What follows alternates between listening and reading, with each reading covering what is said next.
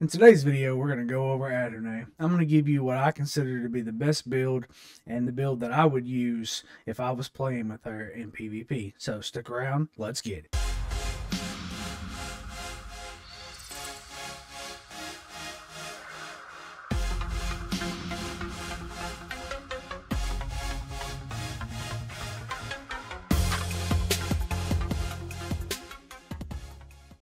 Welcome back to CO Gaming. As I said in the intro, today we're going to go over Adunae, and I'm going to give you what I would consider to be the best build and the build that I would use.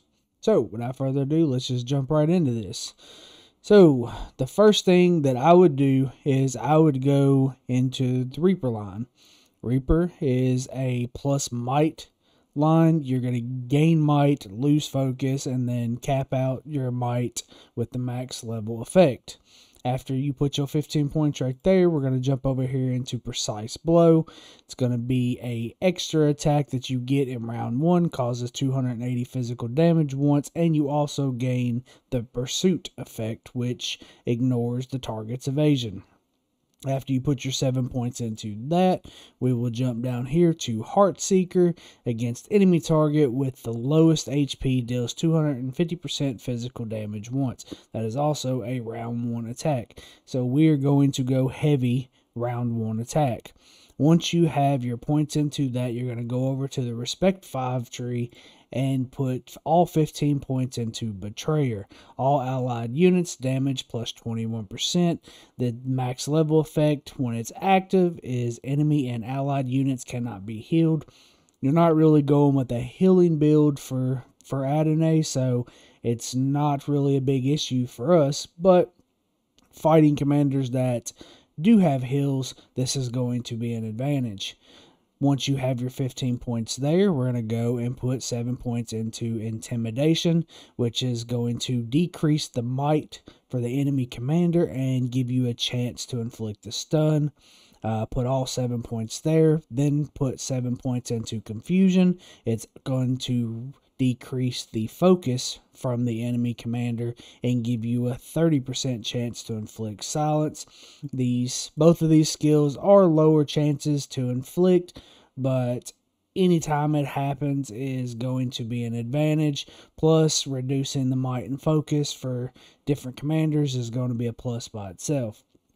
Once you have these two skills and Betrayer maxed out, then go over to Black Numerdan and kind of balance what points you put here. Put enough points to get Dark Mantle open, and then add another point here and put another point here, depending on how many points you have left over to use, which will be based off your respect and different things. But every extra point you get from this point out, just kind of keep this balanced. Dark Mantle is a plus damage to all enemies, so that's going to be a really good skill to have, but you have to put points here so that you can get those extra points there, which this isn't too bad. I mean, normal attacks inflict an additional 60% damage, so you know, extra damage is extra damage. But that's pretty much it. That's the build that I would personally use. I played with Adunae last season, my season 2 when I got her. She did really well. I was beating a lot of different commanders.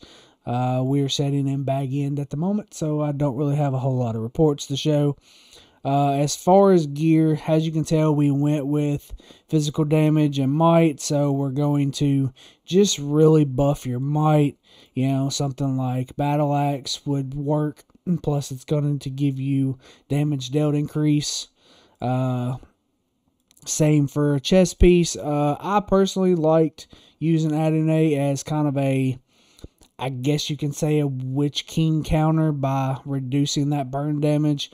Really more of a Nazgul counter in general. But you can do, you know, focus damage received, which is going to help you against, you know, any focus damage commander. Or you could just ultimately stack allied melee units damage received and just keep stacking might.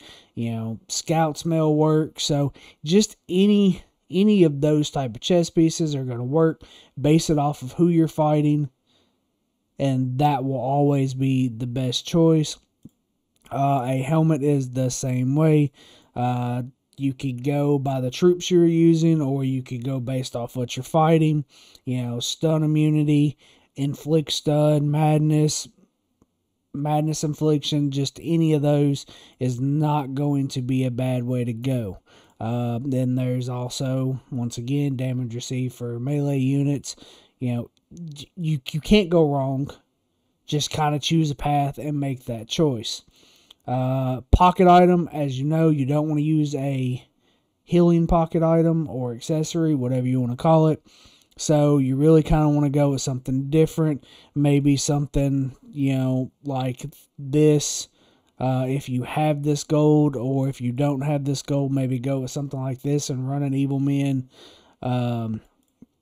There's not a whole lot of options that you could truthfully use. I mean, you could go with this one with Dwarven units, damage received, with running the might line and doing the not healing, causing yourself not to be able to heal. You're not going to want to put a healing accessory here. So just kind of choose one. It really ain't going to make a difference. Personally, if I was running, I would go with this one right here, and I would run Corsairs or something like that on her, which wouldn't be a bad troop. So getting into that, as far as troops go, I don't really think that you can go wrong with really any type of troop setup. I think it's going to be more based off of what you want to run. Last season, I was personally running Trolls, Corsairs, and Alchemist. I have seen people run Morgul Arbalist, which wouldn't be that bad, instead of running Corsairs. But if you're running that accessory that buffs Evil Men, then of course you're going to want to run something Evil Men. If you're in a season 3 and you're playing one of the new factions having champions, which are Evil Men, then that would be perfect. Instead of running Corsairs, run the champions, run the Alchemist, or for that matter, you could take Alchemist out, run Corsairs, run your Trolls, and run, your champions, or not run Trolls and run Reapers. So kind of play around with it. It's really up to you. I personally like Trolls. It's just because they take that extra damage and they take damage away from other people. So that's kind of the troop setup that I would use in my season 3. We were playing Varieg, so I'm gonna probably run Trolls. I'm probably gonna run Corsairs, and I'm probably gonna run Champions.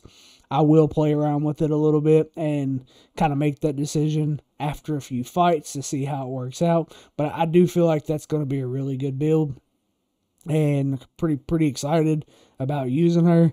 I know a lot of people say that she is trash, but I don't see it.